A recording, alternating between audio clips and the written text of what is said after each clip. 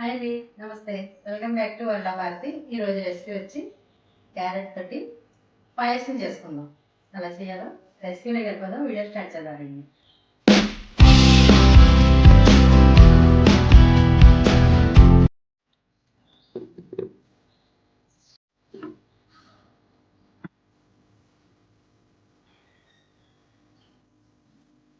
అర కేజీ క్యారెట్లు తీసుకున్నాను. దీన్ని కోరేసుకుందాం. ఇలా కట్ చేసుకోవాలి. 2 స్పూన్లు నెయ్యి వేసుకుందాం. జీడిపప్పు, బాదం పప్పు వేయించుకుందాం. కిస్మిస్ వేసుకుందాం.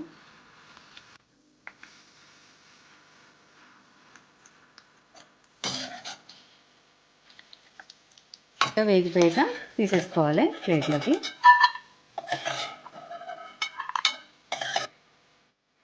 ఒక కప్పు సేమియాలు వేసుకుని వేయించుకుందాం.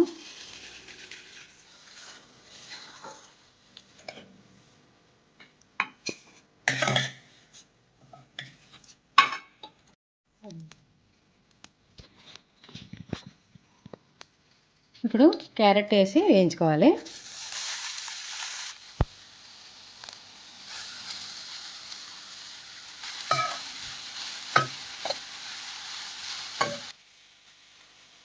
ఈ కప్పుతో కప్పు బెల్లం, ఒక కప్పు నీళ్ళు.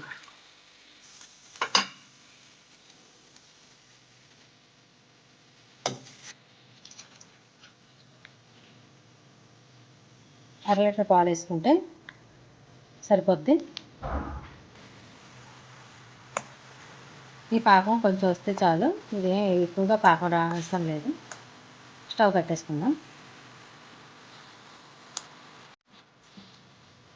3 స్పూన్లు చిన్న సగ్గుబియ్యం వేస్తున్నాను.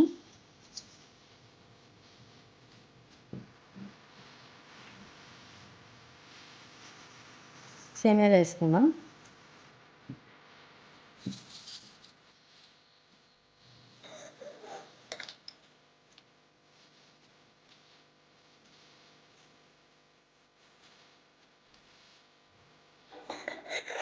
ఇలా కలుపుతూ ఉండాలి. క్యారెట్, సగ్గుబియ్యం, సేమియా 3 కూడా ఇందులో ఉడుకుతూ ఉంటే పాలల్లో టేస్ట్ బాగుంటుంది.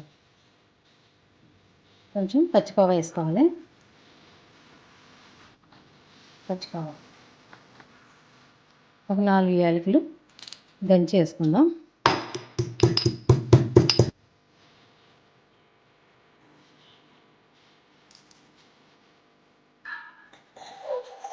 ఇలాగా కలుపుతూ ఉండండి, లేకపోతే కొంచెం అడుగట్టచ్చు.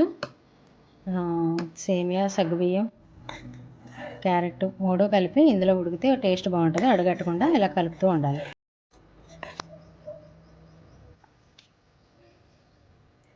కుంకుమ పువ్వు వేసుకుందాం.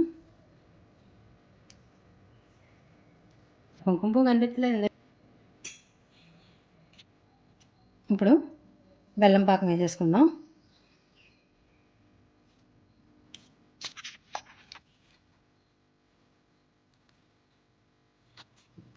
ఇప్పుడు డ్రై ఫ్రూట్స్ వేయించిన జీడిపప్పు, కిస్మిస్, బాదం పప్పు వేసుకుందాం.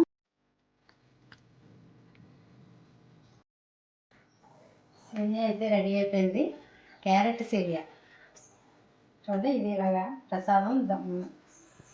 ప్రసాదం చేసుకుని భగవంతుడికి సమర్పించుకుంటే చాలా బాగుంటుంది. ఇది తర్వాత మనం ప్రసాదంగా స్వీకరించవచ్చు. చూసారా ఎంత బాగుందో.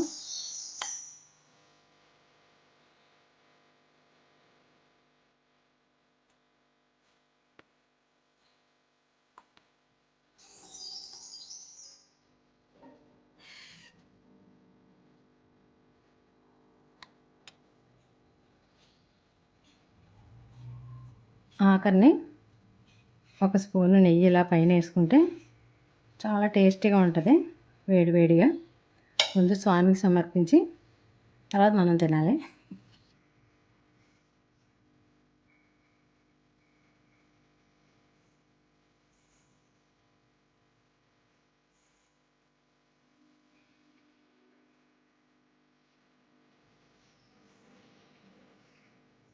చూసారా, చాలా టేస్టీ అయిన సేమియా రెడీ అయిపోయింది. క్యారెట్ సేమియా. ఇది భగవంతుడికి ప్రసాదంగా కూడా పెట్టచ్చు.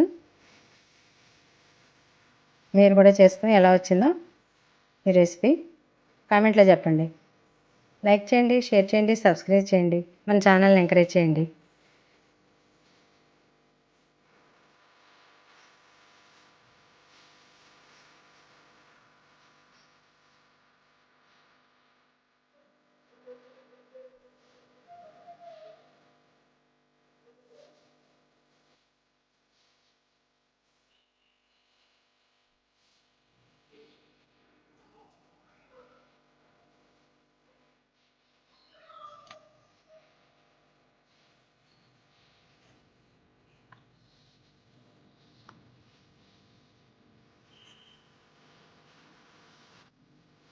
ఇప్పుడు ప్రసాదం టేస్ట్ చూద్దాం.